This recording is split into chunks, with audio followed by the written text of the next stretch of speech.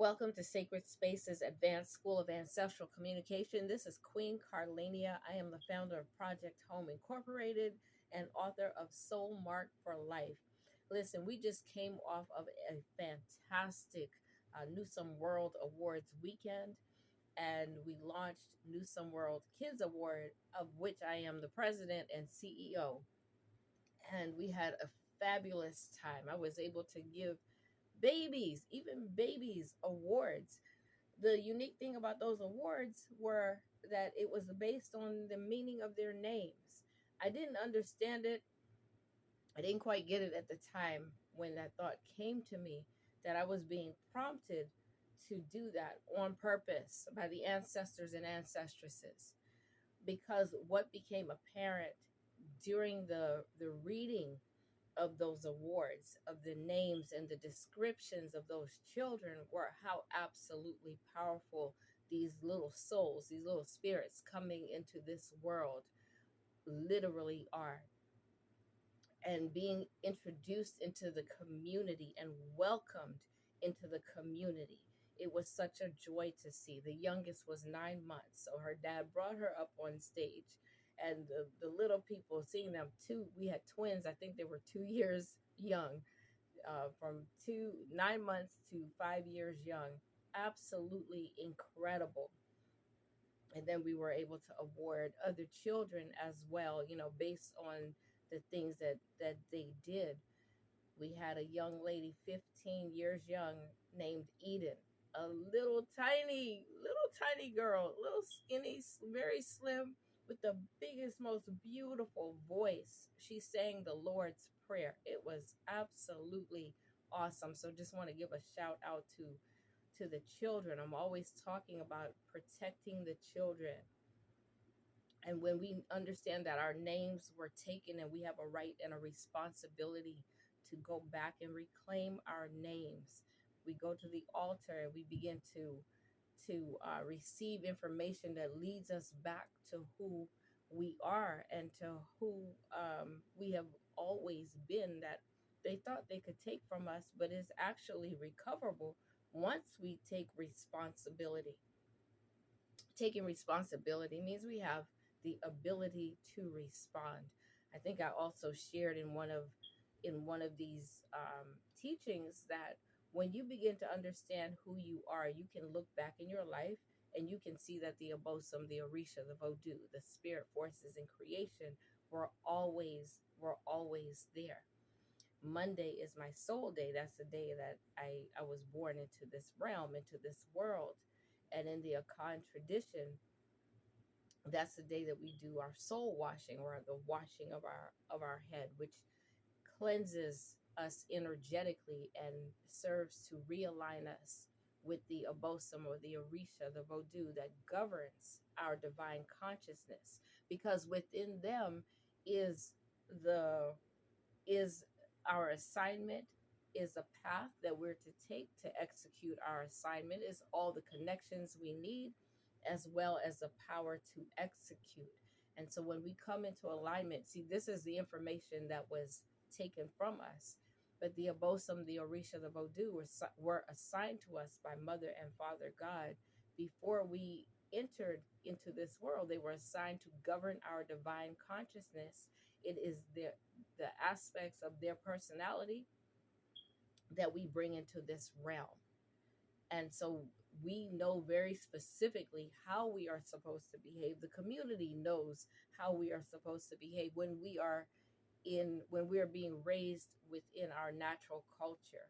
The way we are living is unnatural. It's normal to us, but it is not natural to us. It's only normal to us because this is all we have known, but it's also why we run into so many challenges, so many roadblocks. And although one person may seem to make it, oftentimes they can't lead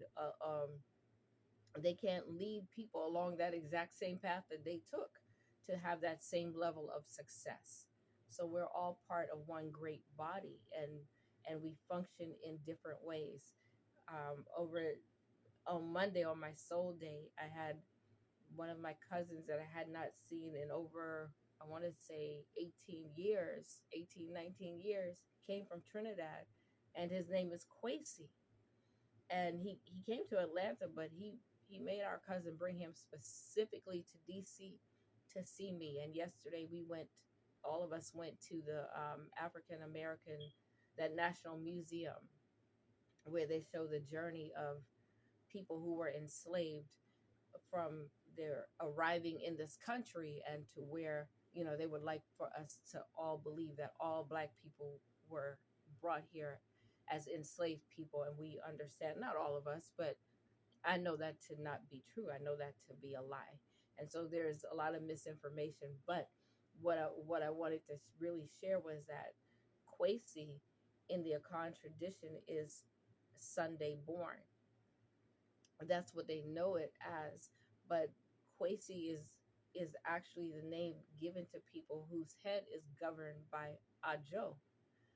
And Ajo and Ajoy, you hear me say daughter of Ajoy, Nana Ajoy's daughter. Those are the male and female Abosom who govern Sunday and Monday. And so he was born on Sunday.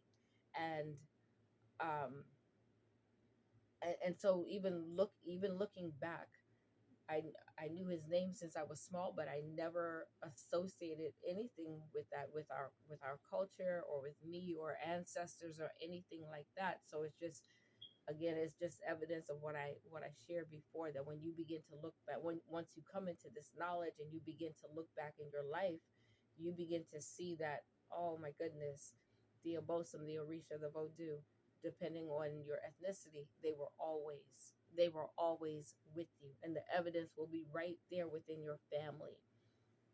This is my dad's brother's son. And um and for my dad's side of the family, I never knew much about our grandfather, because I think he died before we were born. And um and my other cousin, I thought we had lost touch with her dad. He just died in 2018. And so in me going back and seeking information to find both of them coming together to see me on my soul day, and my cousin Ashaki hadn't seen her since she was 3 years young. She didn't even remember my name. She remembered my brother and sister, but doesn't remember ever seeing them. But to have them both show up on my soul day, and then we go to the African American Museum. And I had been there once before, many years ago, or maybe around maybe a year or so after it opened. And so there are a lot of new exhibits. But I really, when we came out, we all agreed that we felt some type of way towards white people, and the way, that our people have been treated. And I said, I was standing at an exhibit, and there was a white lady there with her daughter, and I found myself in my mind getting very angry and like starting to say something, not out loud. And my cousin, he said, it made me really want to, like, it rose, some fire rose up in him. And my cousin Ashaki, she said there was a white woman and somebody else, that they were there talking about something and laughing. And she said, this really is just not the place and time. They don't have the same connection. Our connection is through blood. And so they have a different experience of what they're seeing than what we would have. And I remember saying to them, you know what, I don't think they should be coming through there. I don't think they should be allowed to come through there, and not when our people are in that space. That was just my personal, literally, gut reaction, because it really brings things to the forefront that they have tried to hide. It brings things into a reality that this society that we live in seeks to push to the side. Because when I think about it, we were taken into the basement, and I remembered, just as we were walking out that elevator, oh, this is taking us through the experience of being in the bottom of that ship and coming up. And so we come all the way up until you see like Obama is president, and you see all these other things that Black people have achieved, and yet there's a lie that, oh, Black people aren't suffering like this anymore, so they're good, and we know that to be a lie. So when we tell our story without any interference from white people at all, then the story looks different. So although that's National Museum of African American History, it is still um, it still is sanctioned by white people. There's still things in that museum that they're not showing for political purposes, right? There's still things that they're hiding. So we have a responsibility to reconstitute our own culture, to re-embrace ourselves. That is where our freedom lies. If we want to see our children have a different life where their life is respected, where their livelihoods are respected, then we have to do something different, because we haven't taught our children anything that would allow them to handle or deal with this open enemy.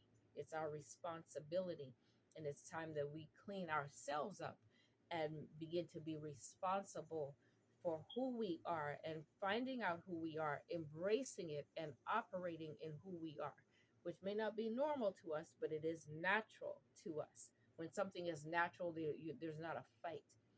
So our way of living, our way of worship is actually natural to us. It's just not normal. Ashe.